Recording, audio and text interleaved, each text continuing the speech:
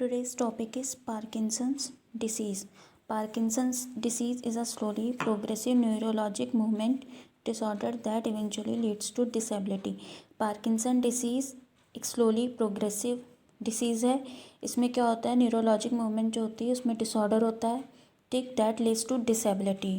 ठीक है, ये कंडीशन ऐसी है जो क्रोनिक है, ठीक, क्योंकि स्लोली प्रोग्रेसिव होगी, लेकिन ये नहीं कह सकते कि कब तक रहेगी. ठीक, तो ये आपकी क्रोनिक कंडीशन है और इसमें क्या होगा, ये प्रोग्रेसिव है, प्रोग्रेसिव होती रहेगी, धीरे धीरे ये बढ़ती रहेगी. ठीक है, और ये एक मोटर डिसऑर्डर भी है, इसीलिए यहाँ पे कहा गया है न्यूरोलॉजिक मूवमेंट डिसऑर्डर. ठीक है, इसमें क्या होगा, न्यूरोलॉजिक में हमारा मोटर जो फंक्शनिंग है वो लॉस होगा. ठीक है, जिसकी वजह से पर्सन में डिसेबिलिटी होगी. ये थी आपकी definition. So now start with the pathophysiology. Destruction of dopaminergic neuron cell in the substantia nigra in the basal ganglia.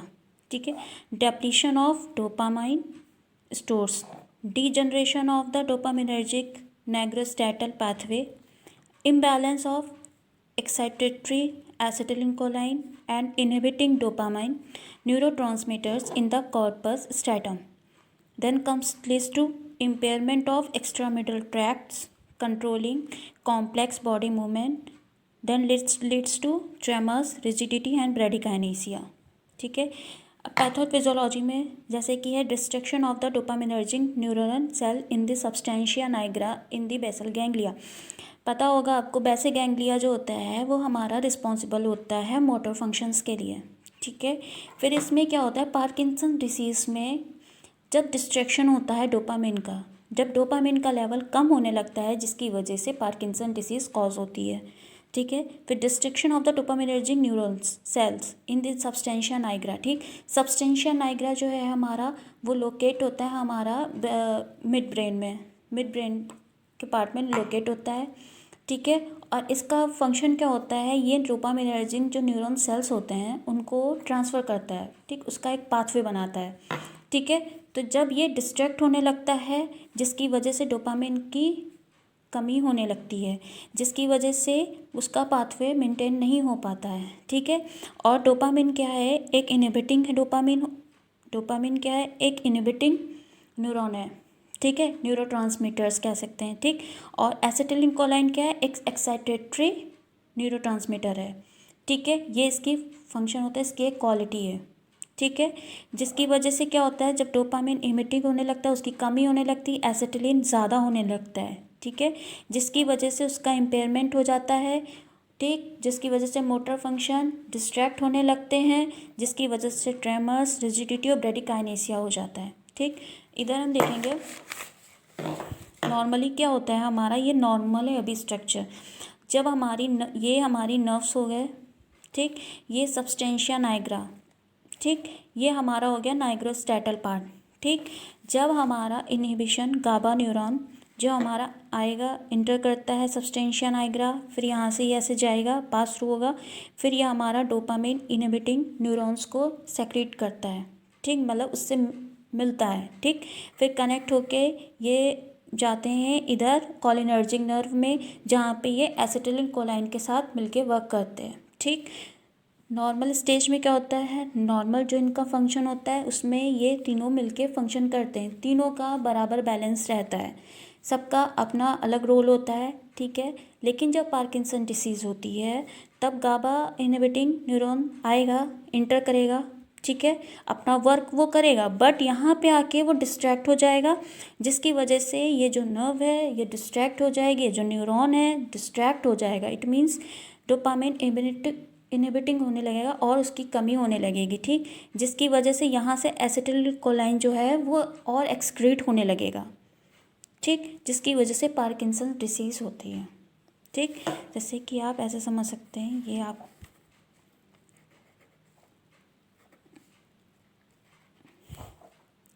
ये तराजू है. ठीक, इसमें अभी डोपामिन और एसिटिलकोलाइन, ठीक, दोनों सेम होते हैं नॉर्मल पर्सन में, दोनों का अपना एक सेम रोल होता है. ठीक, दोनों का बैलेंस नॉर्मल रहता है. पार्किंसन डिसीज़ में क्या होता है, बट पार्किंसन डिसीज़ में क्या होता है,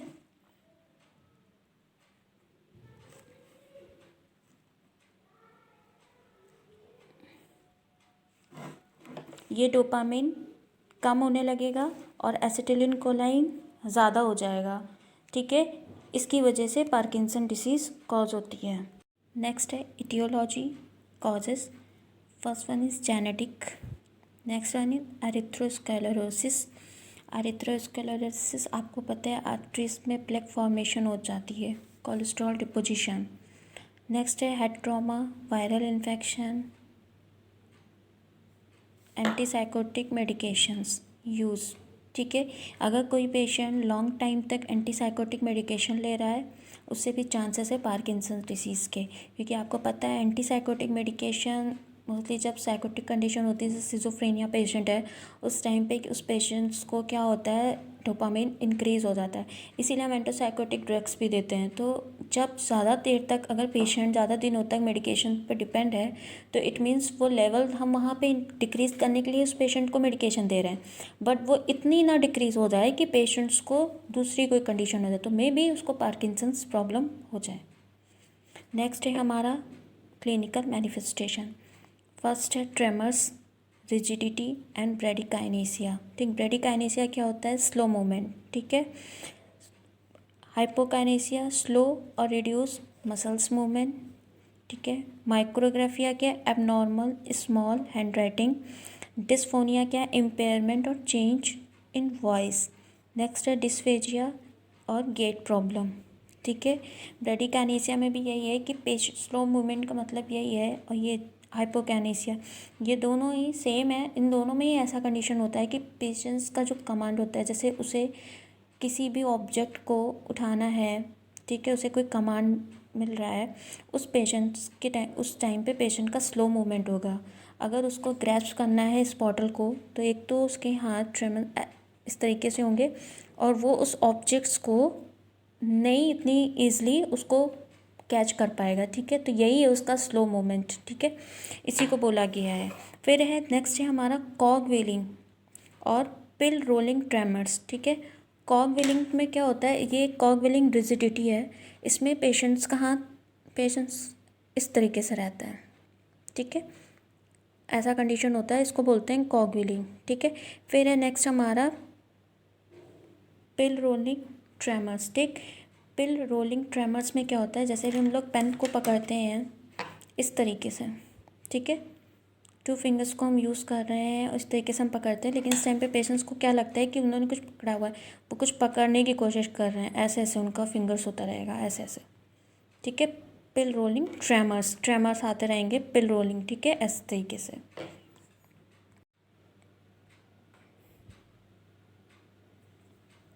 नेक्स्ट है हमारा diagnostic test, history collection, physical examination, neurological examination, PET का फुल फॉर्म है पोजिट्रॉन एमिजन टोमोग्राफी स्कैनिंग, ठीक है। नेक्स्ट है हमारा मेडिकल मैनेजमेंट में है एंटी पार्किंसनियन मेडिकेशन देंगे लेवोडोपा। एंटी डिप्रेसेंट ड्रग है हमारी अमाइट्रिन टाइलिन। एंटी हिस्टामाइन है डाइफेन हाइड्रामाइन हाइड्रोक्लोराइड या और उसका नेम क्या है बेनाड्रिल, ठीक है। फिर हमारा सर्जिकल मैनेजमेंट है deep brain stimulation, then comes the nursing management, ठीक है। Thank you class.